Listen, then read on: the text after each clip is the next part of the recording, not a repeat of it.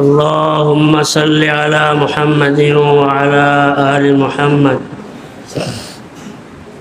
كما صليت على إبراهيم وعلى آل إبراهيم إنك حميد مجيد اللهم بارك على محمد وعلى آل محمد كما باركت على إبراهيم وعلى آل إبراهيم إنك حميد مجيد أما بعد فأعوذ بالله من الشيطان الرجيم بسم الله الرحمن الرحيم لقد من الله على المؤمنين إذ بعث فيهم رسولا من أنفسهم يتلو عليهم آياته ويزكيهم ويعلمهم الكتاب والحكمة وقال رسول الله صلى الله عليه وسلم تركت فيكم أمرين لن تضلوا ما تمسكتم بهما كتاب الله وسنة رسوله أو كما قال عليه الصلاة والسلام رواه الإمام مالك في موطئه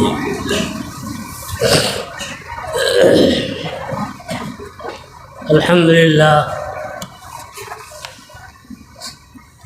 আল্লাহর দরবারে লাখ কোটি শুকরিয়া, অনাদি অফুরন্ত শুকরিয়া। আল্লাহ পাক রব্বুল আলামিন আমাদেরকে রাসূল আকরাম সাল্লাল্লাহু আলাইহি ওয়াসাল্লামের বিদায়ের 1450 বছর পরেও রাসূল আকরাম সাল্লাল্লাহু আলাইহি ওয়াসাল্লামের হাদিস নিয়ে বসার তৌফিক দিয়েছেন, আলহামদুলিল্লাহ। সাথে সাথে আরও শুকরিয়া শিক্ষা বৎসর 1444-45 হিজরি এই শিক্ষা বৎসরের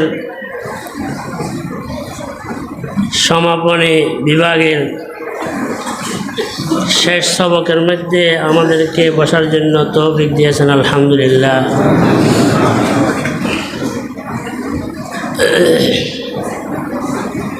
আবারও সে 1 বছর পর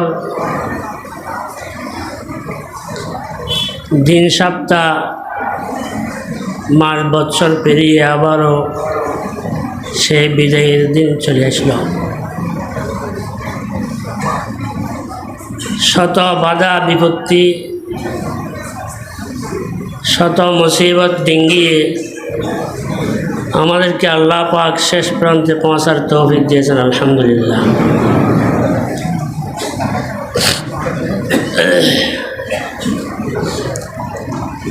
আরও শুকরিয়া আল্লাহ পাক রব্বুল আলামিন আমাদেরকে শ্রেষ্ঠ জাতি মুসলমান বানিয়েছেন,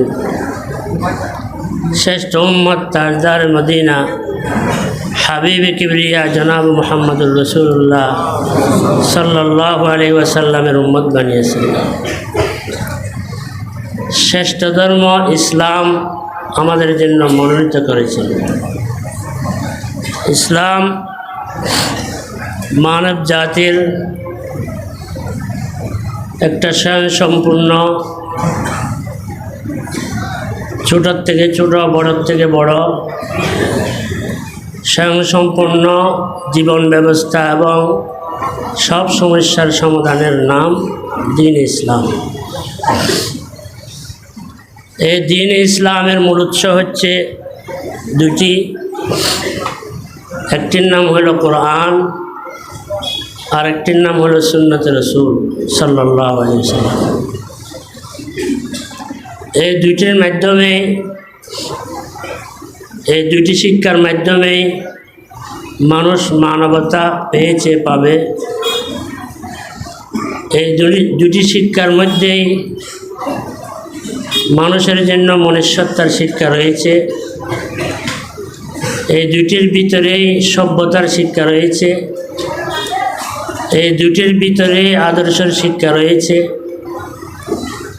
এর বাইরে কোনো শিক্ষার মধ্যে মানবতা, মনুষ্যত্ব, আদর্শের শিক্ষা নেই। এই দুইটি শিক্ষার জন্য প্রথম শিক্ষক হিসেবে আল্লাহ পাক প্রেরণ করেছেন দুনোজাহানের সরদার, তাজদারে মদিনা, হাবিবে কিবরিয়া, জনাব মুহাম্মদুর রাসূলুল্লাহ সাল্লাল্লাহু আলাইহি সাল্লামকে। রাসূল আকরাম সাল্লাল্লাহু আলাইহি ওয়াসাল্লাম নিজেই বলেছেন হাদিসের মধ্যে, যে হাদিসটি সুনানে ইবনে মাজাহ প্রথম খণ্ড মুকদ্দমার মধ্যে বাবু ফজলিল উলামা ওয়াল হাসসি আলা তলবিল ইলম, এই অধ্যায়ের আওতায় হাদিসটি আছে, লম্বা হাদিস। এর মধ্যে একটি অংশ, ক্বালা রাসূলুল্লাহ সাল্লাল্লাহু আলাইহি ওয়াসাল্লাম ইন্নামা আনা বুইস্তু মুআল্লিমা। রাসূল সাল্লাল্লাহু আলাইহি ওয়াসাল্লাম বলেন, আমাকে আল্লাহ পাক সারা দুনিয়ার মানব জাতির জন্য মনুষ্যত্বের মুআল্লিম, মানবতার শিক্ষক হিসেবে, মানবতার ভার্সন হিসেবে আমাকে আল্লাহ পাক পাঠিয়েছেন। ওনার তালিম পেয়ে ধন্য হয়েছেন সাহাবায়ে কেরাম। ওনার তালিমের পূর্বে এই সাহাবাদের মধ্যে অনেকেই বর্বর ছিলেন, বর্বর জাতি ছিলেন, পশু চরিত্রের ছিলেন। কেননা কোরআন সুন্নাহর পূর্বে ঈসা আলাইহিস সালাম দুনিয়ার থেকে চলে যাওয়ার পর অন্যান্য শিক্ষা আছে, কিন্তু মনুষ্যত্বের শিক্ষা আর ছিল না। অন্যান্য শিক্ষার মধ্যে মনুষ্যত্বের শিক্ষা নেই, মানবতার শিক্ষা নেই, সভ্যতার শিক্ষা নেই, আদর্শের শিক্ষা নেই। সেই জন্য মানুষ বর্বর জাতিতে পরিণত হয়েছে, পশুর চেয়েও খারাপ হয়ে গিয়েছে, কুকুরের চেয়েও নিম্ন হয়ে গিয়েছে। মানুষের কালচার শুকুর কুকুর থেকেও খতম হয়ে গিয়েছে। যখন রাসূল আকরাম সাল্লাল্লাহু আলাইহি ওয়াসাল্লাম কোরআন সুন্নাহর শিক্ষা দিয়েছেন, সে বর্বর জাতি, শ্রেষ্ঠ জাতি, শুধু এই উম্মতের জন্য শ্রেষ্ঠ নয়, আদম আলাইহিস সালাম থেকে নিয়ে কিয়ামত পর্যন্ত সকল জাতির মধ্যে, সকল উম্মতের মধ্যে শ্রেষ্ঠ মানব হিসাবে পরিণত হয়েছে সাহাবায়ে কেরাম। সুবহানাল্লাহ। সেটাই বলছেন কবি, दुर्फिशानी ने तेरे कतलू को दरिया कर दिया, दिल को रोशन कर दिया, आँखों को बीना कर दिया। जो न थे खुद राह पर गैरों का हादी बन गए, क्या नज़र थी जिसने मुर्दू को मसीहा कर दिया। এই শিক্ষায় ধন্য হয়ে সাহাবায়ে কেরাম শ্রেষ্ঠ জাতি হয়েছে। ওনাদের থেকে শিক্ষা নিয়েছেন তাবিঈনে কেরাম, ওনারাও শ্রেষ্ঠ জাতি পরিণত হয়েছে।